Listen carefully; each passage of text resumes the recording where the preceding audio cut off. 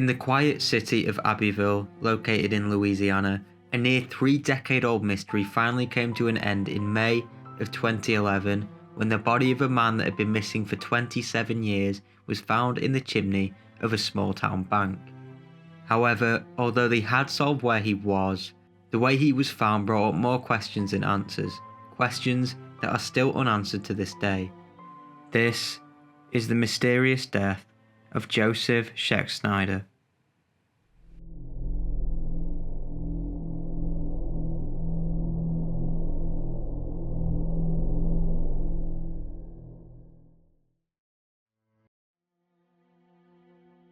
Not much is known about Joseph, but we do know that he was born in 1962 in Abbeville.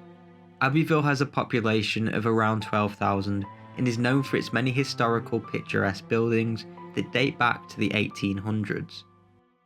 Joseph was a bit of a wild child and began running away from home at the age of 9. Despite this, he was described as being sweet-natured and relaxed by many that remembered him. According to his brother, he was never content with just doing one thing.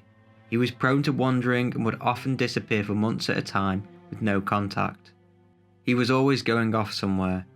He had told his brother that he had lived in every state. He even followed around a travelling carnival where he would survive on cotton candy and peanuts. He worked briefly for the Louisiana National Guard before being medically discharged. Joseph was also a simple man. He wasn't very clever and was often easily led by others. Leading up to his disappearance, his family noticed that he was hanging out with a bit of a dodgy crowd. Despite not having a criminal record, he was wanted for having a stolen vehicle. In January of 1984, Joseph vanished without a trace. Unfortunately, due to his wandering nature, he wasn't reported missing for a few years, which meant no one searched for him. According to his brother, their mother was very worried about him, but the family just believed it was Joseph being Joseph. He also vanished when he was wanted for the possession of the stolen car, leading to his family to believe that he skipped town to avoid being arrested. He was eventually reported missing, but detectives were stumped.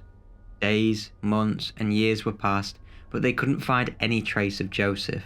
His family never stopped wondering where he was, but nothing ever came up until 3 decades later when renovators found a chilling discovery on the vacant second floor of an old bank in the centre of town. In May of 2011, a construction worker assisted the bank in renovating the second floor. This is where he found a chimney that needed to be destroyed. The worker was confused when he found some fabric hanging down from the chimney, so he pulled it. When he pulled on the fabric, he was showered with old clothes and human bones. At first, no one knew who it could have been, but DNA tests quickly confirmed that 27 years later, Joseph had been found, trapped in the chimney. Along with the bones, items such as a yellow long-sleeve shirt, pants, blue tennis shoes, and jock shorts were discovered in the chimney. A magazine and gloves were also present. Why was he there? To this day, no one really knows. According to Lieutenant David Hardy, Chief of Investigations for Abbeville Police Department, everyone has their own opinion, but no one has evidence to say one way or another. Either way, that night, Joseph entered the 14 by 14 inch chimney from the top, feet first. He didn't realise that the chimney narrowed down towards the bottom to 3 inches. Here, he became trapped and was unable to get himself out.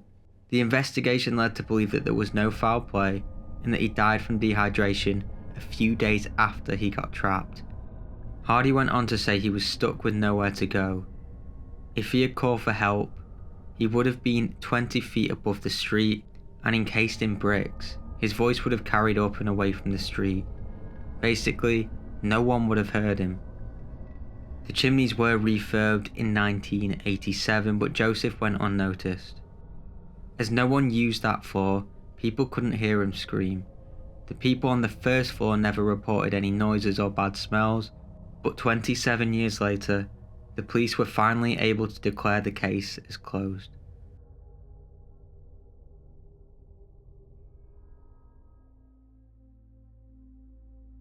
It was suggested that this was a burglary gone wrong. His brother claimed that he was the kind of guy that would do stuff without really thinking them through, but they found no burglary tools on him or anything to carry away the money. It is still unconfirmed whether it was a robbery gone wrong, an accident, or even foul play, but Joseph's family were finally able to lay their relative to rest a few weeks after his body was discovered. With tears in his eyes, Joseph's brother said, "At least we know where he is now. At least he's home."